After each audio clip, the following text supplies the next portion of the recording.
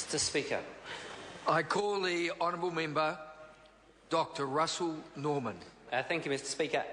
I rise today to speak in general terms about the government's economic and fiscal strategy as related to the bills in front of us.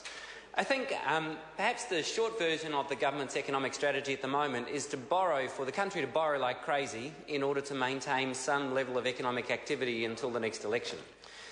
If you look at it, what's happening with the current account deficit, a $10 billion a year current account deficit, which is essentially we're either borrowing from offshore or we're selling our existing assets. Either way you look at it, we are degrading our capital base. They hope that by running very large current account deficits between now and the next election, that will keep the economy ticking over and people will feel like things are going okay. And at a superficial level, if you look at GDP numbers, there's some truth in that. But of course, anyone can borrow their way to a bit of economic activity. It's not that hard to do. Even Stephen Joyce can borrow his way to a bit of economic activity.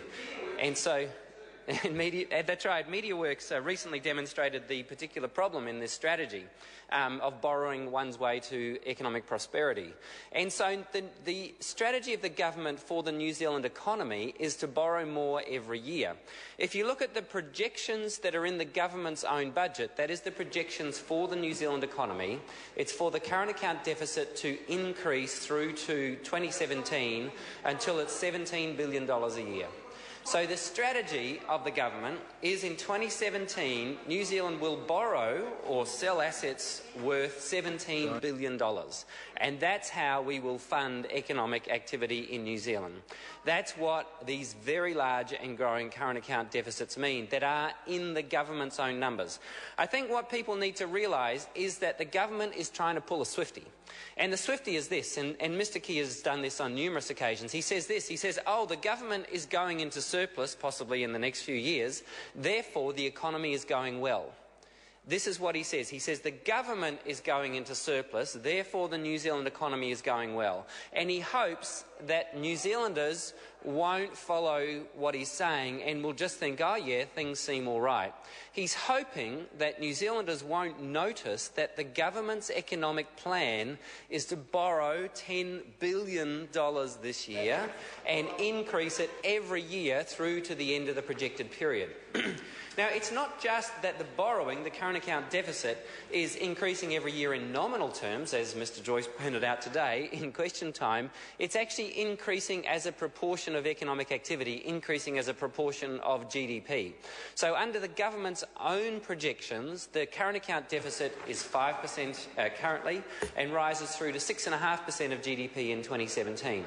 So the government's strategy is that they think, well, we'll just say the government's surplus is fine and people won't notice that in fact the economy as a whole, the country as a whole, is in a deep deficit, and it's a deficit that under the government's own projections is getting worse every year. So every year, in order to finance economic activity in New Zealand, we have to sell off some of our assets, maybe some of our large corporations, maybe some land, some kind of capital assets, or we have to borrow from overseas about $10 billion this year, and every year going ahead it increases to $17 billion a year by 2017 according to the government's own projections. That is the sleight of hand that is happening right now in terms of economic management by this government. And that is the lie that they're hoping the people of New Zealand will not wake up to before the next election. They're hoping that the people of New Zealand won't realise that a government surplus, a wafer-thin government surplus, is not the same thing as a national surplus. In fact, the government's strategy is for a massive national deficit. National's plan for the New Zealand economy is to borrow like crazy and borrow more every year. That's what the current account deficit is. Now, in this parliament, we've been questioning various finance ministers and associate finance ministers about current account deficits for some time. At the beginning of the questioning, Bill English didn't know really what a current account deficit was, and we questioned him about it at some length and he didn't know what it was. However, by 2010, he'd woken up to it, and to give him his due. And in 2010 budget, he said, and he recognised the problem, he said, we need to rebalance the New Zealand economy. He was very clear about this. He said it many times, on average twice a week in this House. And what he meant by that was that we had to deal with the current account deficit, because that is the number one metric of the imbalances in the New Zealand economy. And he himself set himself the goal of making the tradable sector improve its performance and the non-tradable sector to stop growing so quickly, so that we could get the two back together again and the tradable sector could help us get out of the hole. Now, the tradable sector is the part of the economy that exports offshore or competes with imports. It's that part of the economy. The non-tradable sector is the rest. We need the tradable sector to be competing with imports or selling exports in order to pay for all the things we want from the rest of the world. And Bill English said repeatedly, the single biggest vulnerability facing the New Zealand economy are the net external liabilities. This is what he said in 2010. Now, according to the government's own projections, New Zealand's net international investment position, our net debt to the rest of the world, is currently about 150 billion New Zealand dollars. Under the National Party's economic plan, in their own budget, the net debt increases to $208 billion by 2017, according to the government's own figures. Now, judged by Bill English's own criterion, the external imbalances, the current account deficit, the biggest vulnerability facing our economy, as he described it, there is no way to describe the government's plan other than a failure. There is no other way to describe it based on their own numbers, based on their own criterion for judging their economic performance. Bill English even said back in 2010, he said, you've got to look at the country's position as a whole, not just the government books, you've got to look at the nation's books. That's what he said. He said you can't just look at the government books, that's an important part of it, and we agree with him. You've actually got to look at the nation's books. And when you look at the nation's books as a whole, we are borrowing or selling assets worth about $10 billion a year, and under the National Party's plan it increases to $17 billion a year. So I think when people go through the next 12 months or so running up to the election, I hope, and I don't know if we're going to be successful at this because the government has the best spin doctors in the game, there's no question about it.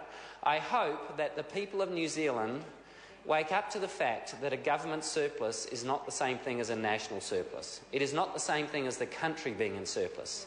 In fact, under National's plan, there might well be a very small government surplus, but there will be a massive nationwide deficit.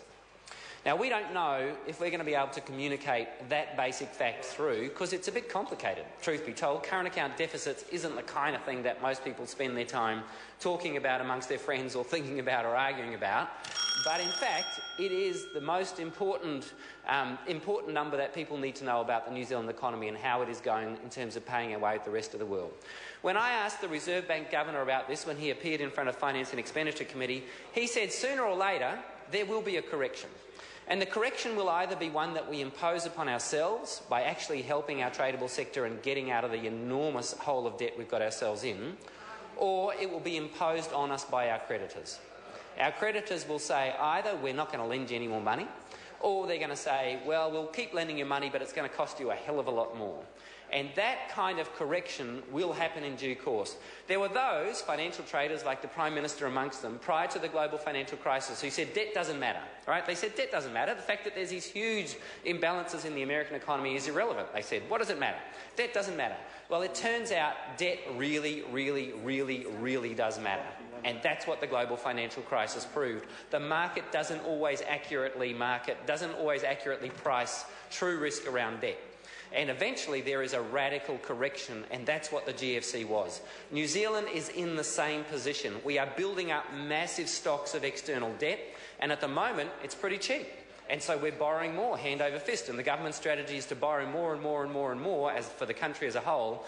But sooner or later there will be a correction, and when that correction comes, it will have very significant consequences for New Zealand. It is much better that we manage ourselves out of this hole rather than someone else imposes their particular formula, their particular bailout formula on us. And that's why it's so critical that we get on top of the external imbalances that Bill English himself identified.